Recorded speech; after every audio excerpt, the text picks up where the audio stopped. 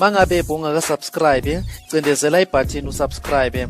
Lona ke ungumqeqeshi weMamelodi Sundowns uManqoba Mngqithi la esebenza khona no Rhulani Mokwena kanye ke no Steve Kompela. Sekaphawulile ke ngabalandeli laba aba negative towards iMamelodi Sundowns.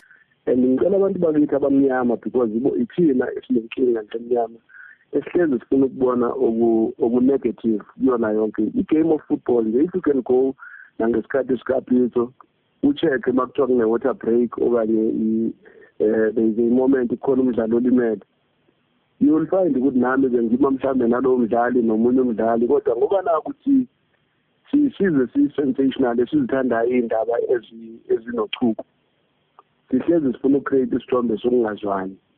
Asike siqhakambiseni isithombe sokuzwana. So abantu abamnyama sine-responsibility yokukhombisa isizwe sonke ukuthi kubaluleke kangakanani ukusebenza ngokubambisana.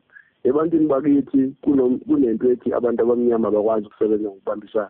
Umsebenzi wethu njengabantu abamnyama ukuthi sihlezi silwa naleso sithombe ngaso sonke isikhathi. Labantu engisebenza nabo ngiyabathemba, and labantu engisebenza nabo bawamehlo wami, bayindlebe zami, and at the same time kubalulekile ukuthi ngibanikeze i-platform yokuthi bakwazi ukusebenzisa le-expertise okanye lolwazi abanalo to make the team to look better.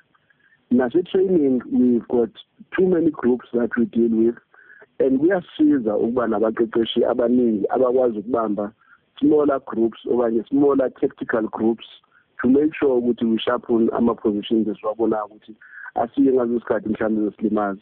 Akuyona into ebenze ngokuqala and akuyona into ezokwenzeka ngokugcina. Kubalulekile ukuthi sabaqeqeshi sikhulume nabadlali ngale zinto ezibalulekile ngokuhlukahlukana kunokuthi umuntu oyedwa acabanga ukuthi uzokhuluma nabo bonke abadlali in less than 2 minutes.